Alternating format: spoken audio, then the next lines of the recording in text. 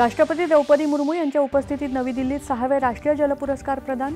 राज्य श्रेणीत महाराष्ट्र तर शहरी स्थानिक स्वराज्य संस्था श्रेणीत नवी मुंबई महानगरपालिका सन्मानित। पाण्याचं महत्त्व अधोरेखित करत जल संरक्षण हा आपल्या जीवनशैलीचा अभिन्न भाग होण्याची गरज राष्ट्रपतींनी केली व्यक्त।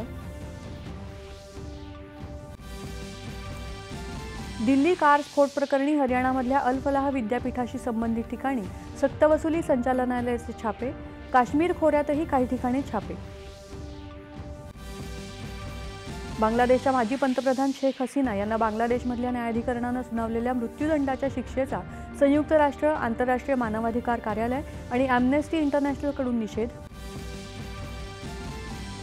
COP30 ही अंमलबजावणी करणारी आणि आश्वासनांची पूर्तता करणारी परिषद ठरायला हवी। ब्राझीलमध्ये COP30 परिषदेत भारताचं राष्ट्रीय निवेदन देताना केंद्रीय मंत्री भूपेंद्र यादव यांचं प्रतिपादन। भारताची ऊर्जेची मागणी आणि पायाभूत सेवा सुविधांचा विकास यांचा जपानच्या तांत्रिक उत्कृष्टतेशी मेळ साधल्यास दीर्घकालीन ऊर्जा स्थिरतेसाठी नैसर्गिक भागीदारी निर्माण होईल। हरदीप सिंह पुरी।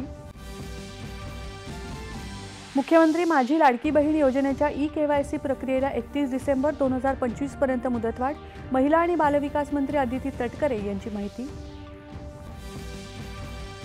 नक्षलमुक्त भारताच्या दिशेने आणखी एक निर्णायक पाऊल। आंध्र प्रदेशमध्ये झालेल्या सुरक्षा दलांबरोबर झालेल्या चकमकीत 6 नक्षलवाद्यांचा खात्मा।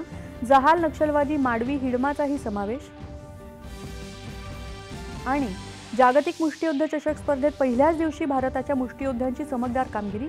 पवन बर्तवालनं पदक केलं निश्चित। नमस्कार, एकच्या बातमीपत्रात मी आसावरी अमोल